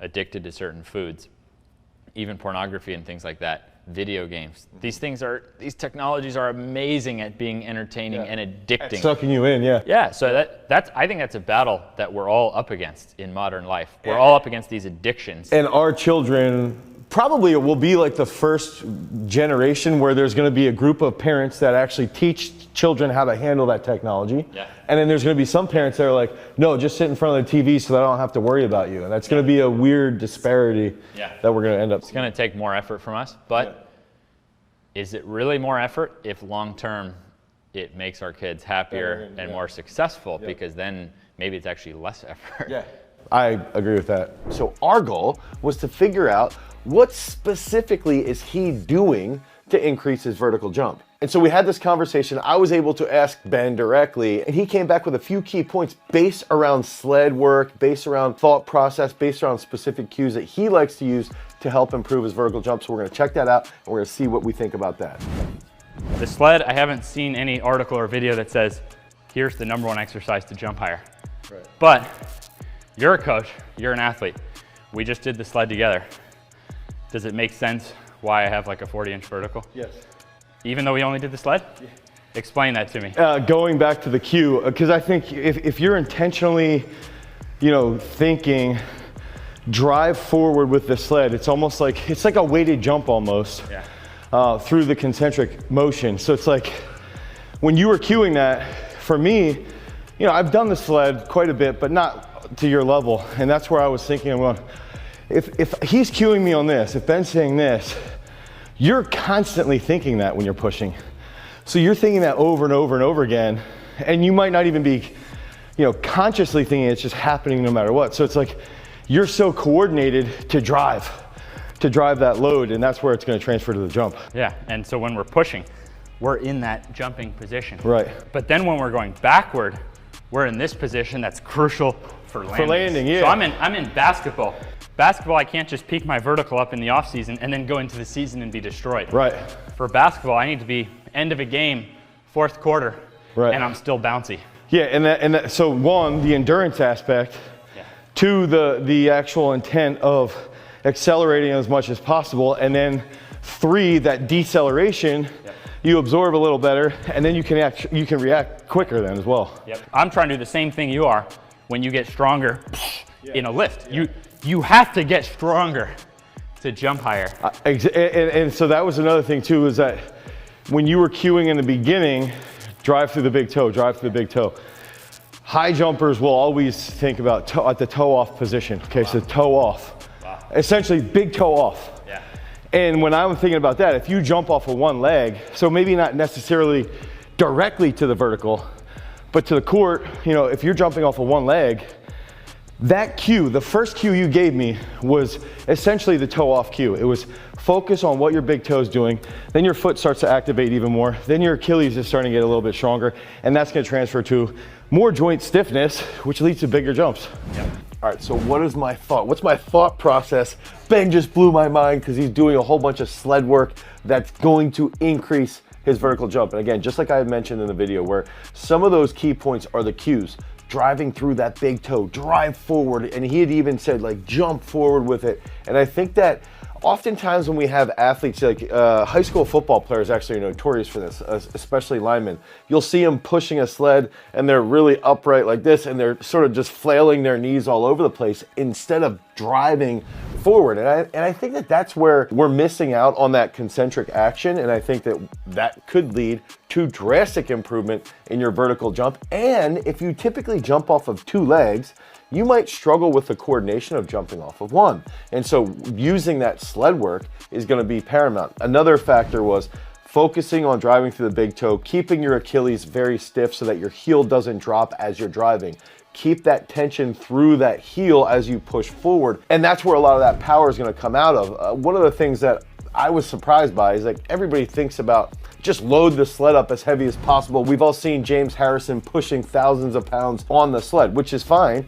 But if we're looking for more rapid rates of coordination, which a vertical jump is, we don't need a ton of weight on there, you know, 2, 3, 45s, and that's it, as long as you're focusing on those proper cues. And even thinking about it from that high jump perspective, the toe off, these are different aspects that Jesus DePina has mentioned in all of his biomechanic analysis of the high jump. And so that does come into play as well. I think he's got a really good point here. And again, this doesn't need to be crazy, you know, 8 lengths, 10 lengths, and even walking backwards will increase your ability to ground. And if you can ground and then react quicker, now you can do other plyometric movements that will also help improve your vertical jump. So Ben ends up bringing us through an entire, you know, KOT workout where basically we do hamstring, Nordic hamstring pulls, we do tibialis raises, and then we start to think about how does this play into increasing our vertical jump as well? Because that's the main goal for some of this, for this specific video as well, is that the main goal is sports performance in our case. So now we're gonna go into the Nordic hamstring pull, we're gonna go into tibialis raise and what that can do for increasing our vertical jump. So if you're training, I wanted to bring up, when we're talking about the vertical jump in the sled, I have a couple thoughts that I wanted to ask around, like let's say you train the sled, that's your best movement for increasing your jumps on the court. You know, you would do these three, the Nordic pulls, the tibialis, and that once or twice a week. How many? Yep. Okay. So I do legs 2 days a week. Okay. And starts with the sled. Then we work on leg strength. Right. 1 day split squats, 1 day deep squats, but we finish with triple flexion. And as I showed, there's a variety of ways. This Just thing, to load this that, thing yeah. is badass. So I find 10% of your body weight on here, Okay. I find is just as tough as 10% on here. Okay. They both have some internal resistance, so you can take that to tap out. And then Nordic benches need to be in more gyms. I know yours has one. Yeah. You could also work on the hamstring curl machine, nothing wrong with that. However, getting a Nordic bench into your gym is gonna be a good idea for longer term progress. Right. And then here, the monkey foot is awesome that you can attach a weight to it. And so if you keep the back leg straight, you can take it until you can't get the knee up. Right. So you have a measurable drill there. And these are lower ab straps hooked up. So we're just taking the concept of being strong, but then applying the reverse, ankles, knees, and hips, pulling tighter, and then taking those to tap out as well. And that's my classic leg day. Okay, so Ben just went through his entire leg day and how triple flexion, and this is actually, ironically, something that Al Vermeil brings up quite a bit. Al Vermeil was the Chicago Bulls head strength and conditioning coach, also with the Chicago Bears, and that's something that he talks about in regards to weightlifting movements. So catching a clean and having triple flexion in the hip, the knee, and the ankle. And so Ben actually brings that up and using that to guide his accessory work. So doing hip work, doing different knee work. So if we're doing the Nordic hamstrings, the hamstrings are responsible for knee flexion. The hamstrings are also responsible for hip extension. And so if we can train that really, really well, then when we're actually using a test like a vertical jump, or if we're in a game and we have to jump and we have to land as well, the stronger our hamstrings are, or the stronger our hips are, the better we can absorb that energy. And then that also takes us into working specifically on the tibialis. So if we're gonna be doing a penultimate step before we go jump, or even grounding in that same position, our calves have to be strong to handle that brunt force. And so it's really important that we do all this work at least twice a week. I would say once to twice a week. And you can do any type of movement that involves knee flexion, any type of movements that involve hip flexion, and anything that's gonna involve ankle dorsiflexion. And these are the 3 key exercises that Ben likes to use, and I think they will drastically improve your vertical jump. Now you could imagine an Olympic weightlifting shoe, something like that. Yeah, yeah. So I built my ATG split squat wearing Olympic weightlifting shoes. Okay. And I used to make all my members get Olympic weightlifting shoes. But now helping so many people online, I can't be, hey, welcome to the Spend program. $250. Exactly. So I started working on these. And you can use whatever you need. I like to use it because on this exercise, I'm focused on how much range can I get here, and then notice the back hip flexor.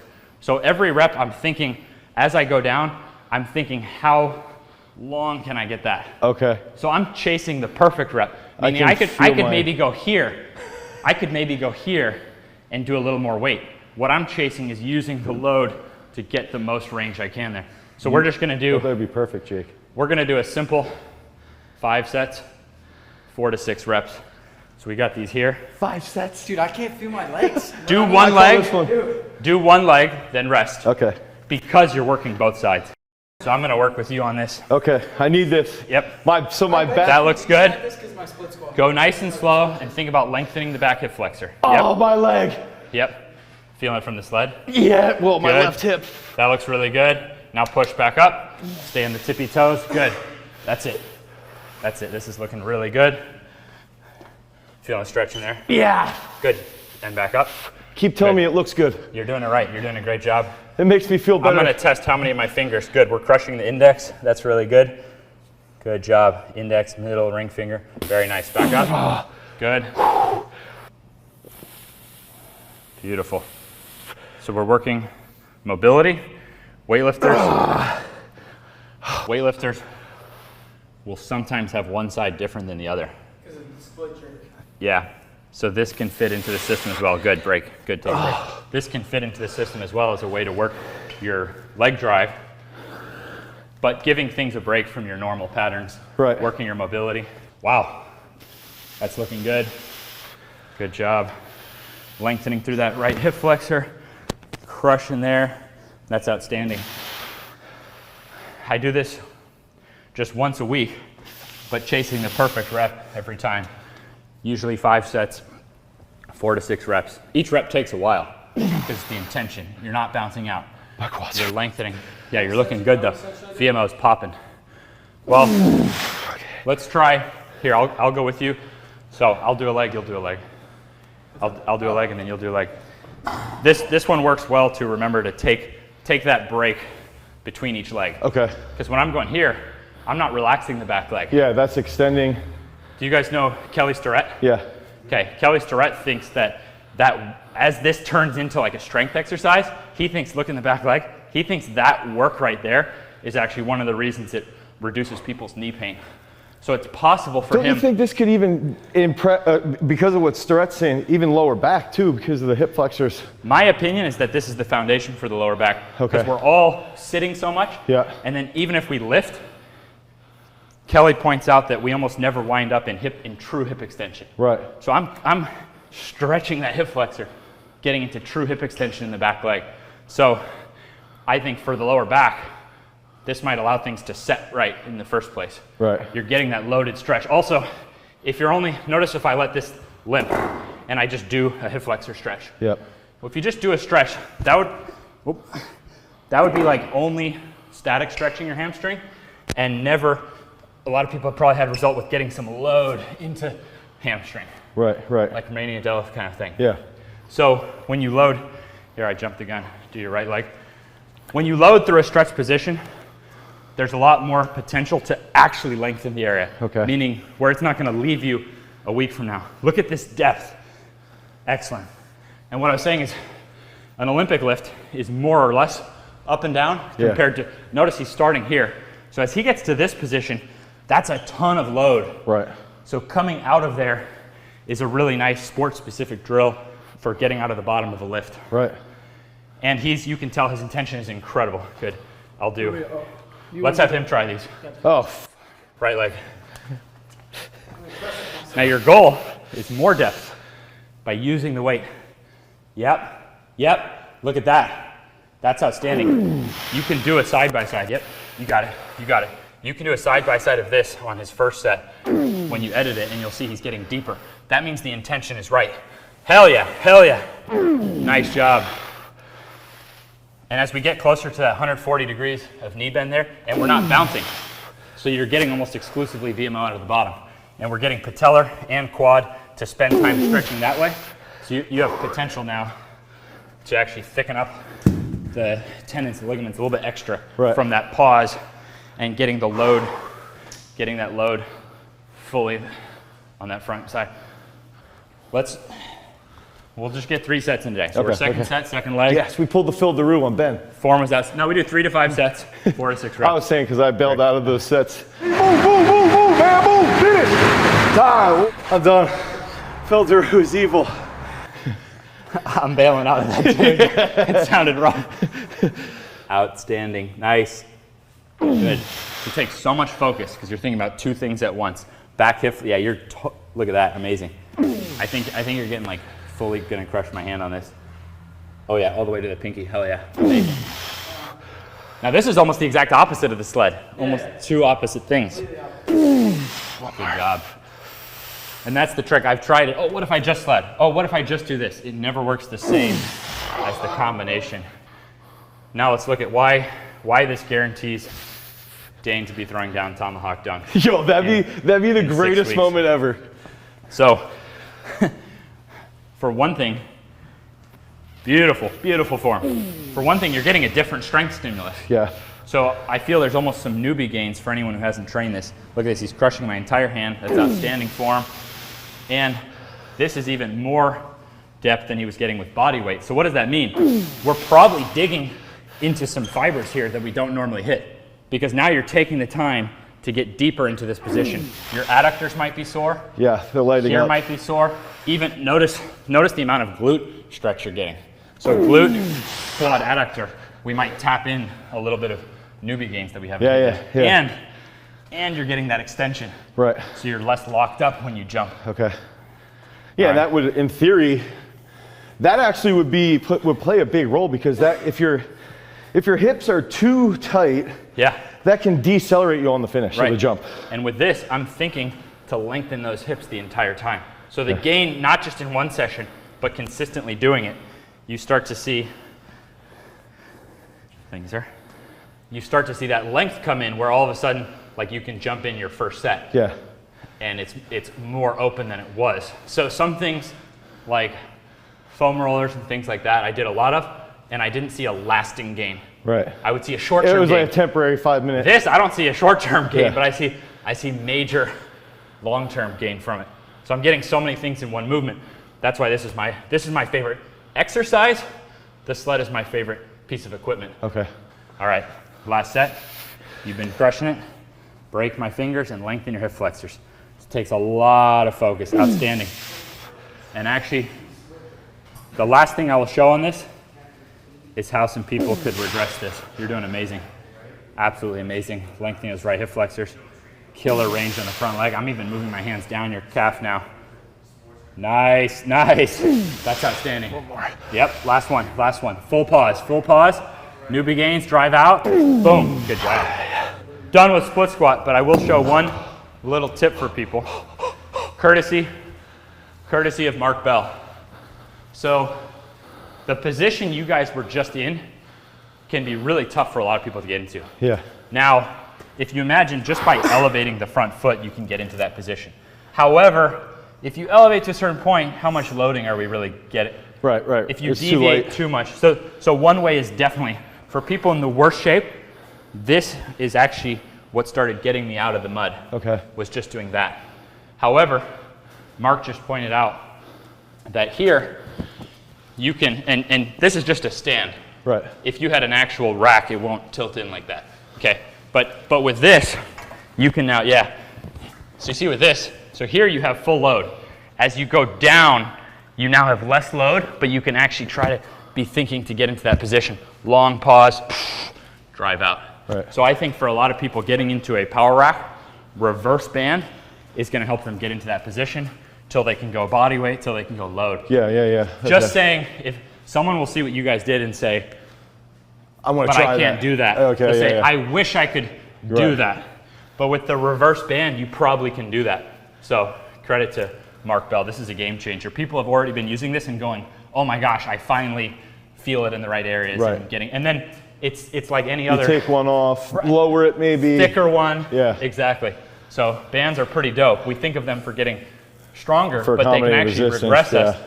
to get into these more childlike positions Right. and then build back up our strength. I think that's a key point too. Is a lot of people will criticize you for saying like because they'll think that I want to do that, then they go do it and somebody gets hurt.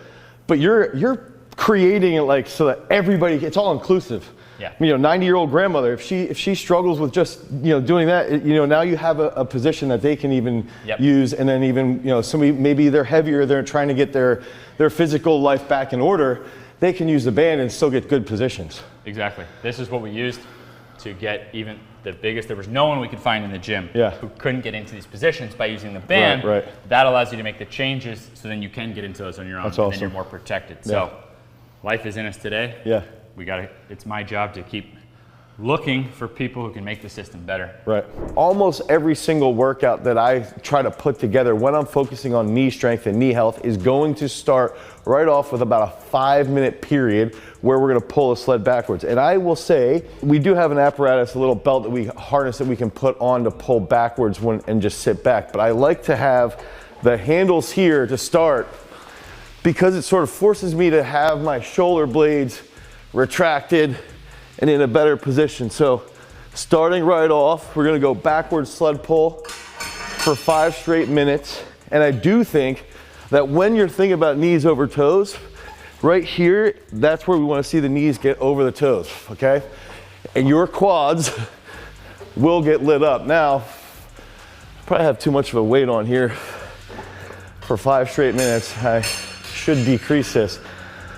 We'll go 2 more lengths and then get into that next exercise to help improve that knee strength and give you guys a good feel of what it's like to train like knees over toes guy.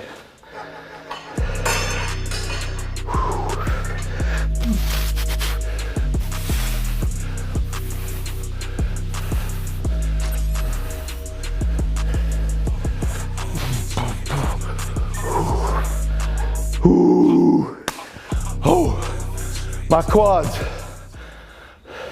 All right, so my quads are blown to bits. I got my oxygen flowing, I got my blood rolling. I try to recover so I'm not out of breath for this part of the video. But now, one of the things that Ben will use is he typically will use the monkey feet. Now, I have one monkey foot, but I don't really like how it feels when I do knee flexion. I do like how it feels when I do the tibialis raise and the hip flexion. But what I'm gonna do is we're gonna use our Power Elastics bands here. You can get these at garagestrength.com, at powerelastics.com. And what I like with these is I can put the loops around my feet. So I'll show you here what we do for hip flexion, because we're gonna go hip flexion, knee flexion, tibialis raise all right in a row without taking any breaks at all. So I wanna go here, put my foot in there. Okay, so hip flexion. I'm just gonna go here for 15. Oh yeah, and these start to, I really like this because I'm also gonna feel this a bit in my gut. And remember, I don't wanna take much of a break, so I'll hit this. Then what I wanna do is when I turn around for the knee flexion, I'm gonna get right into it, same thing, no break. And now I wanna lean forward just a hair here. This is the part where it's like not overly challenging, but after you go through it 3 times,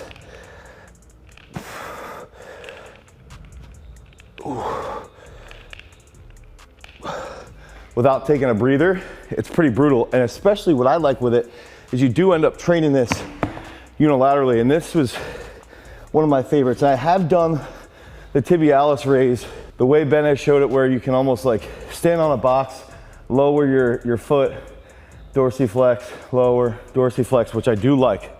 But what we're gonna do here, just for the video, put this on, back up a little bit.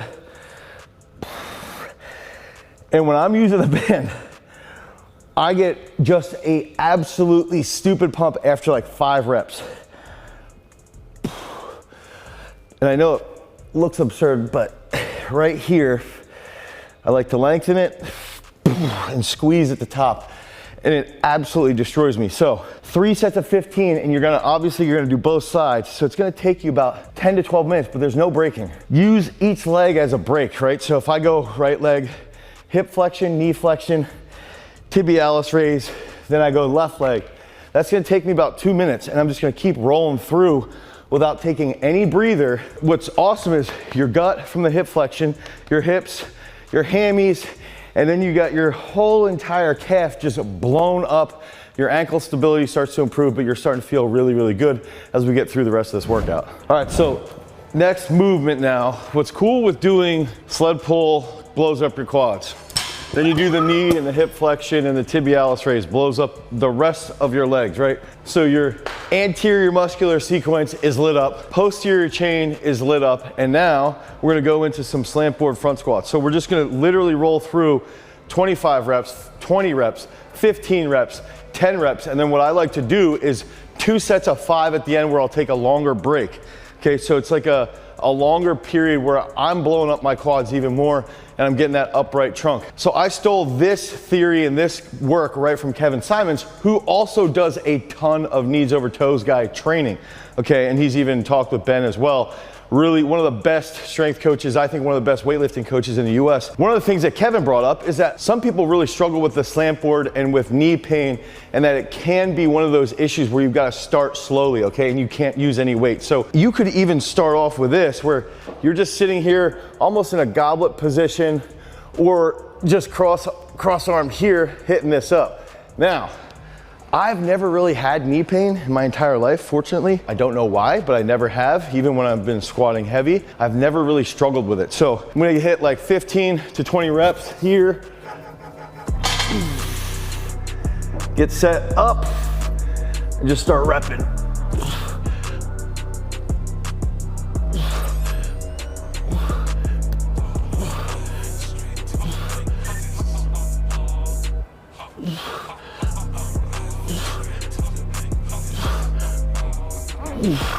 One thing I'll say too is that when I'm doing higher rep front squats, I actually do prefer to hold that cross arm because I can hold it a little bit more stable in my upper back. I also recommend that if you have some knee issues, when you're doing the front squat versions here, do it with like a 6-second eccentric with minimal load. That's gonna really, really help your knee health and blow up that quad strength. I'm gonna put some weight on, do a set of 5, and then we're gonna move on to that last aspect of knees over toes training.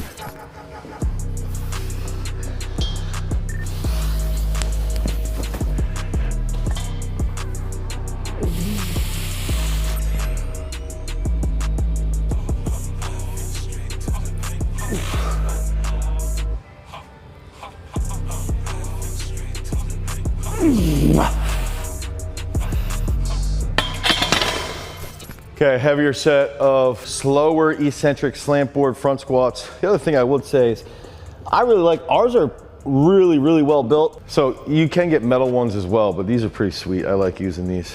Another slow eccentric front squats. This one's from Mason Woods.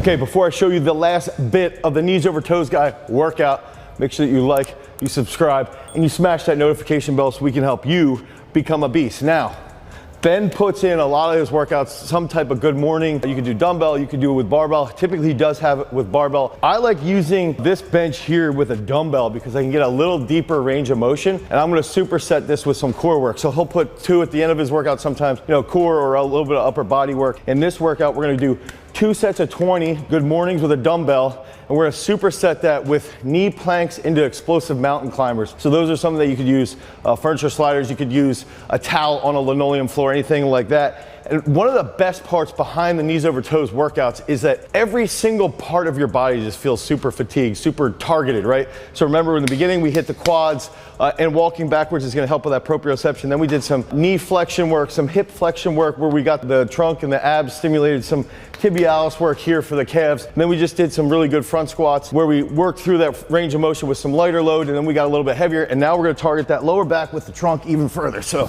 here, oh yeah.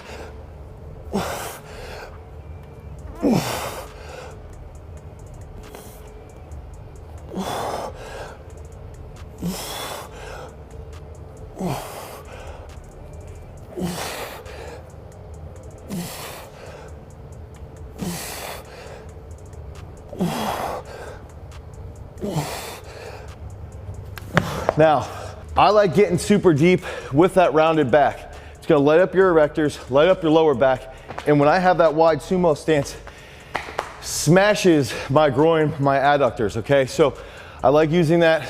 We go over, hit those explosive knee planks, hit that ab work, and really try and target lower back, trunk, from both aspects. Overrated, underrated. Trap bar, deadlift. Overrated. You're not going to see the deadlift as the absolute strength movement. Yeah, I agree. Unless you're a power lifter. Overrated, underrated. Jefferson curl. Overrated. Everybody's like doing that all the time now. Then just picking up a bar that's not moving is a deadlift, but then also picking up dumbbells that aren't moving is technically a dumbbell deadlift.